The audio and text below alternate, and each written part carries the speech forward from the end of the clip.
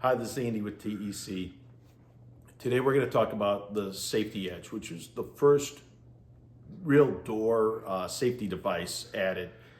And this safety device allowed for the bumper to actually hit an object and then order to retract the doors. So basically the bumper has to basically hit the person or an object in order for the doors to retract. So if you look at this, there's much better safety devices out now, but at the time this was a good safety device. It's still allowed by code if you have it in certain jurisdictions. But we would definitely tell you to upgrade this to a safety, electronic safety edge for sure.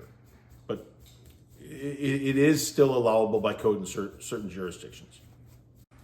Thank you for checking out this video. Please check out our other videos. If you'd like more information on our company for the elevator consultants, you can look at tecvt.com